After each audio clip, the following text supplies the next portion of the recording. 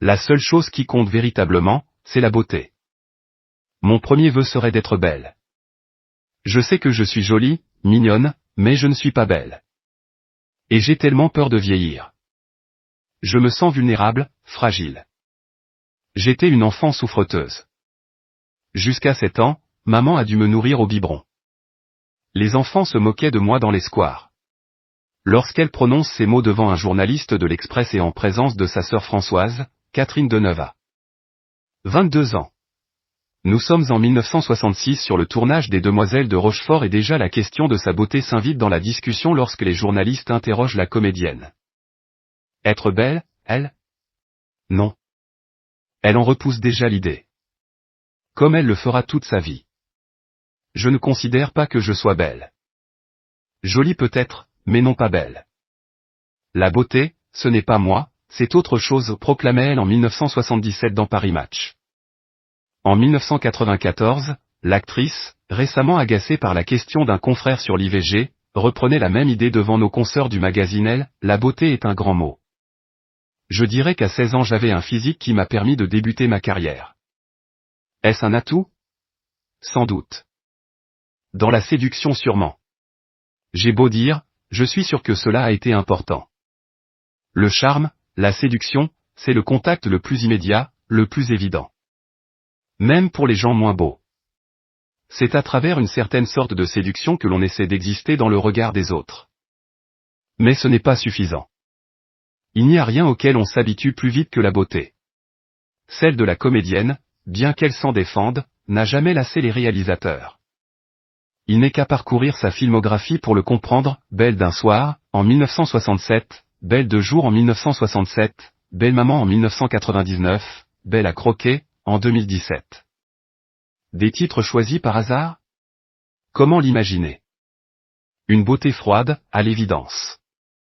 Due à sa blondeur, à la blancheur de sa peau mais aussi à la distance que semblait instaurer avec ses interlocuteurs, tout du moins dans ses premières années, cette timide maladive. Comme un masque pour se protéger. Et puis il y a son style, chic, sophistiqué, parisien, elle qui a vu le jour dans le 17e arrondissement de la capitale. Née dans un milieu d'artistes, Catherine d'Orléac embrasse vite la même carrière que ses parents et que sa sœur aînée Françoise. Elle commence par effectuer des doublages de voix d'enfants pour la Paramount, puis fait ses premiers pas devant la caméra à 13 ans. Elle ne s'arrêtera plus. Sa présence, déjà frappe les esprits. En 1960, la journaliste de France Soir, France Roche écrit après sa prestation dans le film L'homme à femme, la révélation du film, c'est une petite personne exquise qui s'appelle Catherine Deneuve.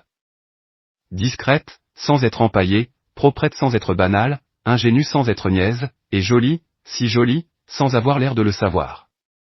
Elle devrait être, d'ici 3 mois, la proie favorite des metteurs en scène. Notre consoeur ne s'y était pas trompé. Jacques Demy non plus, qui dès 1961 sait que Deneuve sera sa Geneviève des parapluies de Cherbourg. Entre-temps, le réalisateur Roger Vadim, de 15 ans son aîné, est tombé sous le charme de la jeune femme. Elle attend un enfant de lui, ce sera Christian, aujourd'hui marié à Nadège, une comédienne. Demy attendra. Pas le succès. En 1964, la comédie musicale entièrement chantée qu'il a réalisée et présentée au Festival de Cannes, elle décroche la Palme d'Or.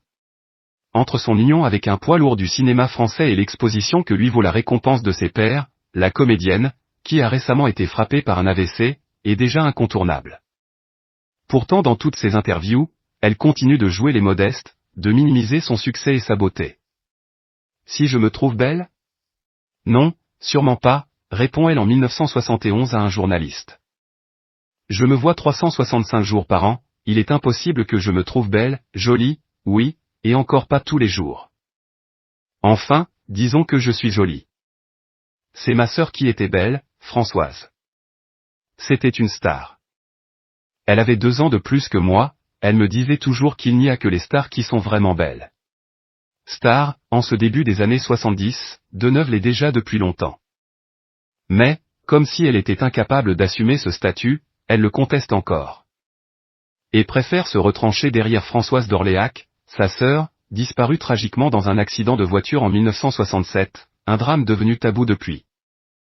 En 1973, Deneuve est choisie par Chanel pour devenir la nouvelle égérie de son légendaire parfum numéro 5. Encore une marque de reconnaissance de la splendeur et de l'éclat qu'elle dégage. Entretenir ce capital dont l'a doté la nature, préserver cette beauté, privilège qu'elle a qualifié des injustes et des abominables tant il rend les autres possessifs, n'a toutefois pas été sans mal. L'actrice a souvent évoqué le combat contre les affres du temps, qu'elle a dû livrer, comme toutes les actrices. En 1993, à 50 ans tout juste, elle notait d'ailleurs, c'est embêtant de devoir faire attention à son physique quand on a été très gâté, comme moi, par la nature. C'était agréable de ne pas avoir à y penser.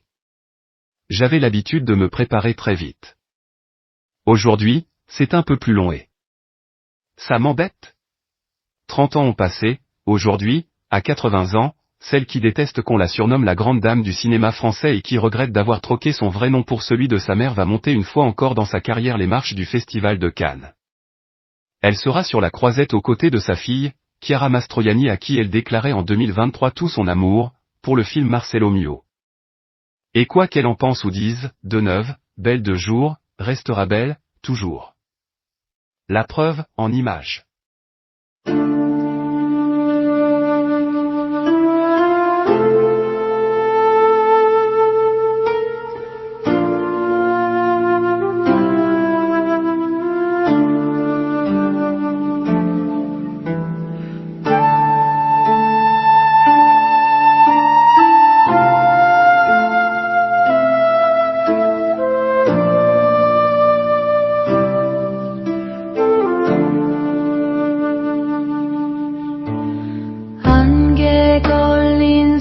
산자락에 묵은 근심 내려두고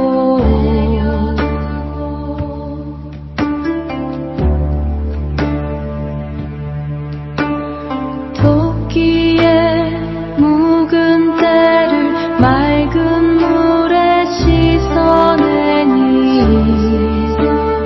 고요한